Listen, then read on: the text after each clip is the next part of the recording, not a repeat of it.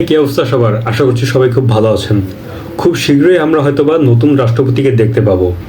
তো যদিও রাষ্ট্রপতি কে হবে আমরা জানি না, তবে ওদিকে আবার সরকার দল বইলা দিছে যে নিজের দলের বাইরে কাউকে ভোট দেওয়া যাবে না।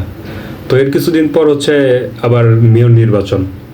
তো আমি একটা জিনিস বুঝি না ভাই, বাংলাদেশে এই নির্বাচনগুলো এগুলো জাস্ট হচ্ছে লোক দেখানো, খামোখা টাকা খরচ করে। ঘুরে ফিরে যে যার ক্ষমতা বেশি, যার শক্তি বেশি, সেই কিন্তু নির্বাচিত হয়, কিন্তু মাঝখান থেকে এই নির্বাচনের নাম করে কোটি কোটি টাকা লস হয়ে যায়। সো আমি ভাই ব্যক্তিগতভাবে চাই যে বাংলাদেশ হচ্ছে রাজতান্ত্রিক হয়ে যাক। ওই মিডল ইস্টের কিছু দেশ আছে না, সৌদি আরব, কাতার, এদের মতো।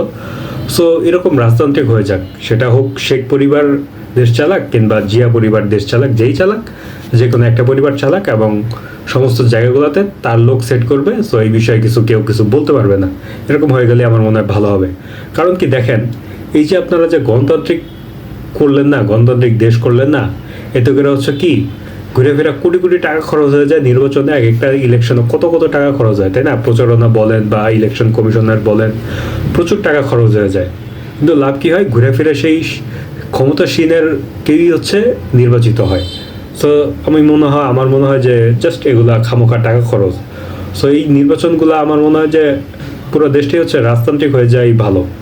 সো আমি ক্ষমতায় আসলে দেখা গেছে আমার লোকই সেট করব, এখানে আর নির্বাচন দেওয়ার কিছু নাই। সো অ্যাটলিস্ট রাষ্ট্রের কিছু টাকা বেঁচে যায়। সো আমার মনে হয় এই জিনিসটা নিয়ে বাংলাদেশের কাজ করা উচিত। কি বলেন আপনারা? কমেন্টে জানাতে পারেন।